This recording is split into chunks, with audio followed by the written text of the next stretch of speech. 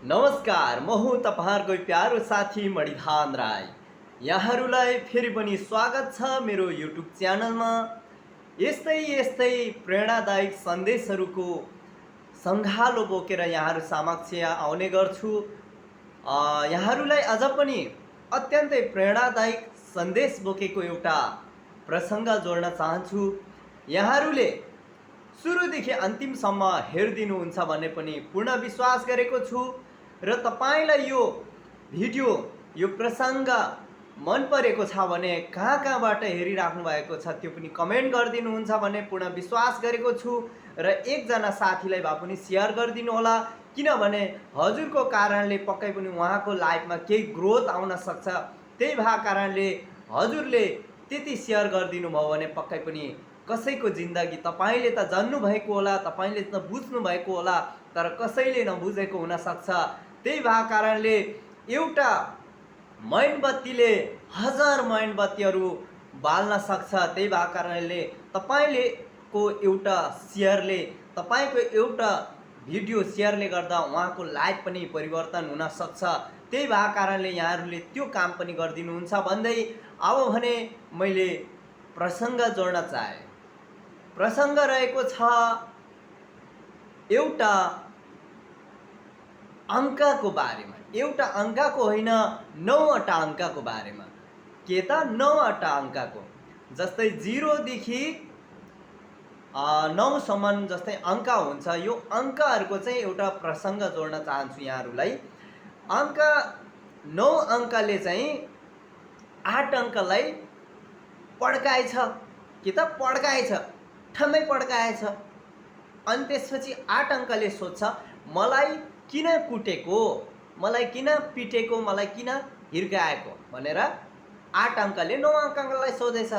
9 अङ्कको उत्तर थियो तिमी मभन्दा सानो हो, तँ मभन्दा सानो हो भनेर यसरी डाउन गरेर के त भनेर त्यसैले तँलाई मैले हेपेर कुटेको भनेर भनेछ 9ले 8लाई। भनेपछि यो प्रक्रियाहरू चाहिँ निरन्तर चल्दै, जस्तै अब 8ले 7लाई होइन, 7ले 6लाई यसरी कुट्दै कुट्दै कुट्दै गएछ। अनि 2ले पनि 1लाई मर्ने गरी के त पिटेछ। पिटेपछि जब पिटेपछि के भयो भन्दा नि दर्शकवृन्दहरू, पिटेपछि अब 1 त एकदम तिरिमिरी नाथे, 1 त हो होइन, 2ले हान्दा त पुग्लुकै भइगयो। तिरिमिरी नै 7 फन्का 3 तिरिलोक भयो जस्तै नै एकदम महसुस भयो। त्यसपछि 1लाई पनि एकदमै रिस उठेको थियो। अब 1ले पनि कुट्नु त पर्यो, तर के भयो भन्दाखेरि नि दर्शकवृन्द, जस्तै 0 थियो, 0लाई कुट्नु त आउँथ्यो, तर तपाईँको गोजीमा कति रुपियाँ सिक्का छ भनेर कसैले सोद्धा 0 रुपियाँ केही न केही होइन।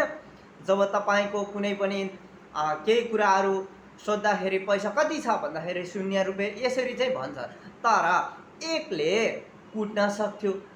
तर अब 1ले सम्झ्यो कि मैले यसलाई कुटेर मेरो 1 मुक्का पनि नसार्ने होला होइन। त्यही भएको कारणले मैले यसलाई कुट्नुभन्दा योसँग म मिल्छु भनेर के त अङ्कमाल गरेर 9 भन्दा ठुलो 10 भएको थियो।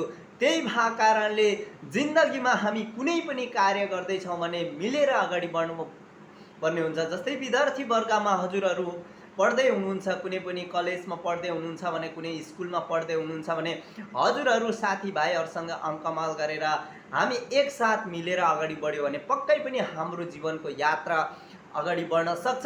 त्यही भएर तपाईँ पनि कुनै पनि व्यवसायमा हुनुहुन्छ, कुनै पनि टिममा हुनुहुन्छ भने एकअर्कामा मिलेर, या तपाईँहरूको फ्यामिलीमा श्रीमान श्रीमती हुनुहुन्छ, आफ्नो छोराछोरीहरू हुनुहुन्छ होइन, एकअर्कामा चाहिँ के त मिलेर अगाडि बढ्नुपर्छ भन्नेहरूले सन्देश दिन्छ। त्यही भएको कारणले हामीले सानोलाई हेप्ने प्रथा छ होइन, ठुलोको सम्मान गर्नुपर्छ भन्ने एउटा प्रथा छ, त्यो गर्नुपर्छ। तर के छ भन्दाखेरि सानोलाई पनि माया गर्न सिक्नुपर्छ। जस्तो सुकै ठाउँमा पनि एउटा टिम बनाउँदाखेरि होइन, हामीले एकअर्कामा मिलेर अगाडि बढ्नुपर्ने हुन्छ। त्यही भएको कारणले यो थोरै हाम्रो सोसाइटी, यो समाजको दृष्टिकोणभन्दा अलिकति फरक यो स्टोरी रहेको छ। यो स्टोरीले हामीलाई पक्कै पनि राम्रो राम्रो एउटा प्रेरणा दिएको छ भन्ने मैले विश्वास राखेको छु। कुनै बेला मैले पनि यो प्रेरणा सुन्दाखेरि आज मलाई म पनि एकदमै हर्षित भएको थिएँ कि म पनि अलिकति प्रेरणादायी जागेको थियो। मलाई जस्तो लागेको थियो यहाँहरूलाई पनि त्यस्तै लागोस् भन्ने हेतुको साथ यो मैले तपाईँहरूलाई स्टोरी सुनाएँ र बाँकी पल यहाँहरूको शुभ रहोस्, शुभ दिन शुभ रहोस्।